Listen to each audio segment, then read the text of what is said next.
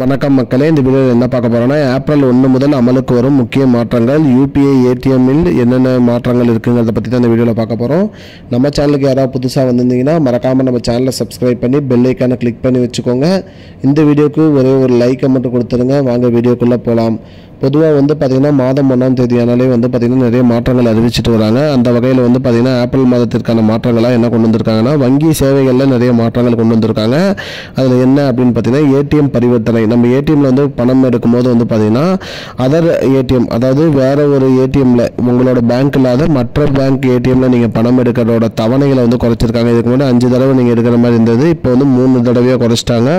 நீங்கள் 3 தடவைக்கு மேலே வேறு பேங்க்கில் எடுத்திங்கன்னா உங்களோட அக்கௌண்ட்லேருந்து பணம் பிடிக்கப்படும் சொல்கிறாங்க. 20 ரூபாயிலிருந்து 25 ரூபாய் வரைக்கும் பிடிக்கப்படும் சொல்லியிருக்காங்க. அது மட்டும் இல்லாமல் வங்கியில் மினிமம் பேலன்ஸ் மெயின்டைன் பண்ணாதவர்களுக்கு அபராதம் விதிக்கப்படும் அப்படிங்கிற மாதிரி சொல்லியிருக்காங்க. உங்களுக்கு 1000 ரூபாய் மினிமம் பேலன்ஸ்னால் நீங்கள் அந்த 1000 ரூபாய் மெயின்டைன் பண்ணணும். அது கம்மியாக இருந்துச்சுன்னா அபராதம் பிடிக்கப்படும் சொல்லியிருக்காங்க. அது மட்டும் இல்லாமல் புதுசாக பார்த்திங்கன்னா உங்களோட வங்கி மோசடியை தடுப்பதற்காக பாசிட்டிவ் பே சிஸ்டம்னு ஒன்று கொண்டு வந்திருக்காங்க. இதனால் பார்த்திங்கன்னா வங்கி சேவைகளில் ஏதேனும் மோசடி நடக்காமல் இருக்க தடுக்கிறதுக்கு இது கொண்டு வந்திருக்காங்க.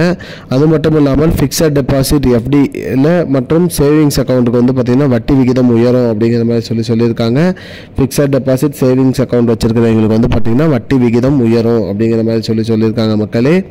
அது மட்டும் இல்லாமல் யூபிஐ, நீங்கள் யூபிஐ பரிவர்த்தனை செய்யும் போது யூபிஐ பரிவர்த்தனை பார்த்திங்கன்னா பண்ணுறவங்க மொபைல் நம்பர் நினச்சிருப்பாங்க. அந்த பரிவர்த்தனை நடக்காமல் ரொம்ப நாளாக இருக்கிற மொபைல் நம்பர் அனைத்துமே ரத்து செய்யப்படும் சொல்லியிருக்காங்க. யூபிஐயில் இணைச்சிருந்த மொபைல் நம்பர் பரிவர்த்தனை செய்யாதவர்களோட மொபைல் நம்பர் ரத்து செய்யப்படும் சொல்லியிருக்காங்க.